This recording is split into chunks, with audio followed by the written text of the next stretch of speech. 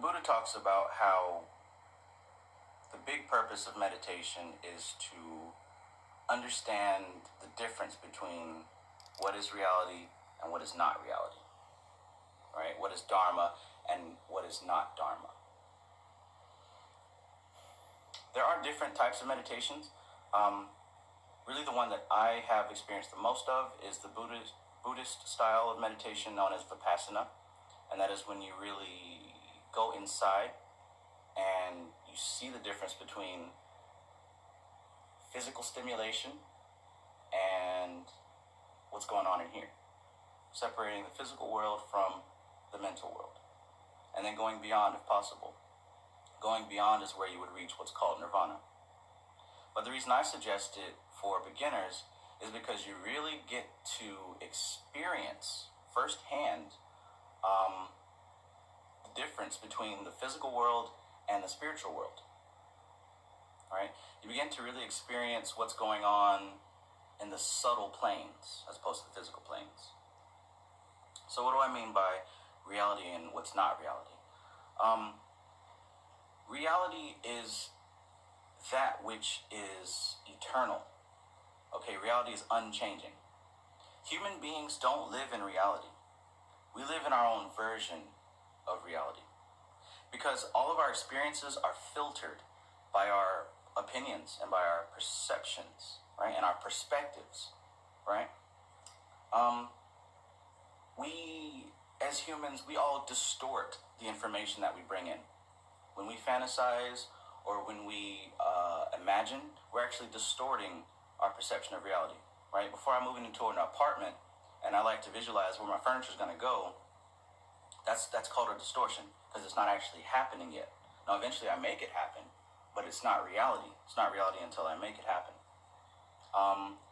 We also delete things because the human brain it's somewhat finite, right? The average person's memory who doesn't really work on it, it can remember up to 7 things, give or take 2. So after we reach that max, we can't remember anymore, right? So we go through a process of deletion, whether on purpose or not on purpose. So when we think about what happened during the day, there's a lot of information that's left out. I mean, we're overwhelmed with information on a daily basis. And also, we kind of generalize things, right?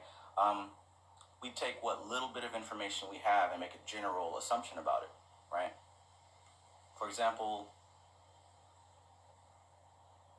I like Pop-Tarts, and I like the type that has the colorful sprinkles on it. Therefore, any snack with colorful sprinkles, I'm going to like.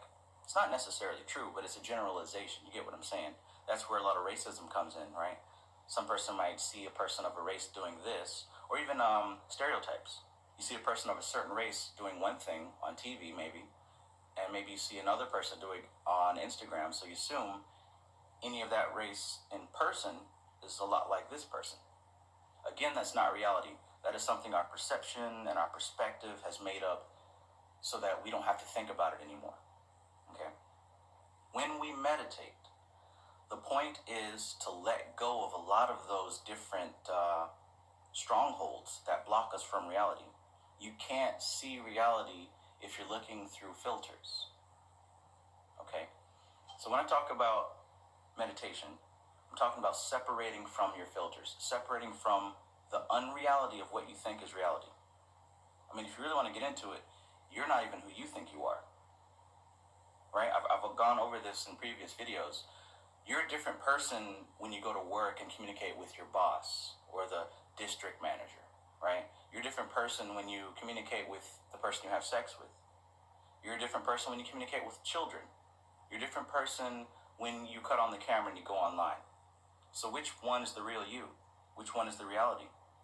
None of them and all of them. So, the brain is a very complex thing. Complex and beautiful thing, right? Psychology and magic go hand in hand. That's why I study both. But anyways, recent studies show that the brain is a large predictive machine, constantly comparing incoming sensory information and current experiences against stored knowledge and memories of previous experiences and predicting what will come next.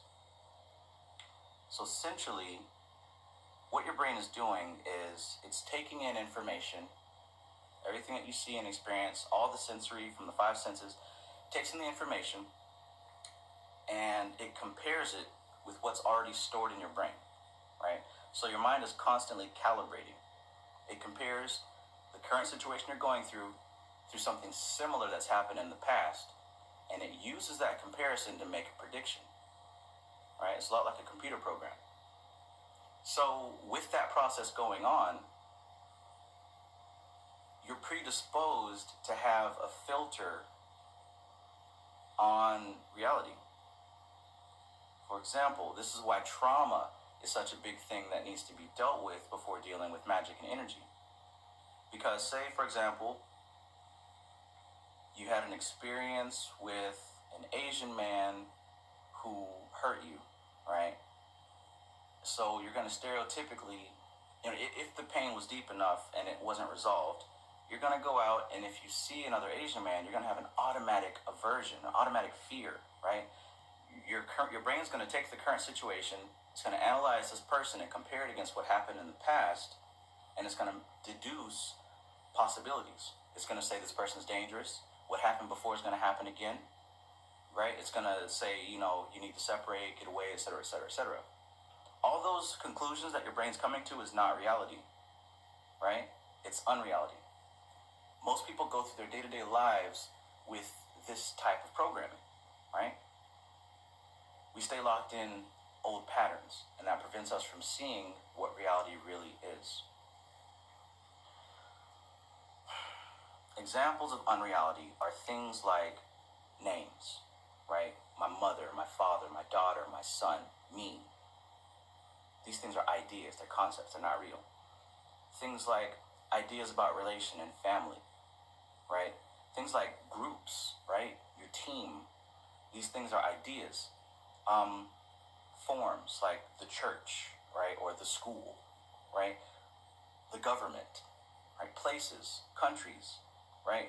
If the people that live in a country all vanished and new people came, it's not going to be called that same thing. It's not going to be called France anymore, right? This American continent was called something else before these people came and named it America. And likewise, time and space, they're all ideas. They're not concrete. They're not reality, right? And I know this video is a little bit wide, but I'm proving a point here about meditation. When you're going to go into the realm of working with spirits, working with energy, you've got to understand that the energy and the spirits live in this realm where these ideas and concepts are not reality to them. They live in a place that is reality, a place of eternity. That's why we can access the same spirits and the same energy throughout time. That's why somebody can message me who hasn't watched any of my videos and talk to me about King Payment, and we have the same experiences, right?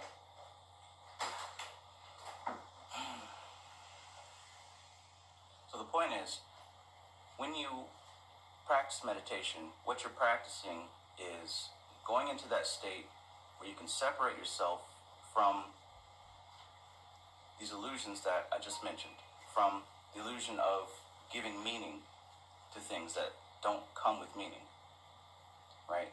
Removing the meaning that your brain has automatically placed on things, your prejudices, your opinions, things of that nature. So, physiology is the relation between the physical body and what happens in the mind. All right, psychology and physicality. Together they make physiology. In Buddhism, it talks about how the nature of illusion is created from when the sensory organs come in contact with the observed object. For example, the sensory organ of my eyes, right, the sight, when it comes upon an object like a skull, there's a connection there. There's the skull, and there's my senses of sight detecting that skull. That's all. It's an empty process. But what happens as far as the nature of illusion is that my conscious mind and my subconscious mind ascribe a meaning to that skull. So now I've built a whole story about what's going on here to relay information to my mind.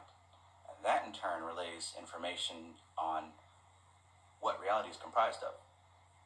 I have a sense of smell, and by me smelling the incense, it creates a connection. My brain begins to define what this incense is. If I feel hot, if I feel heat or cold, again, my mind begins to ascribe a meaning to that, right? It gives definition.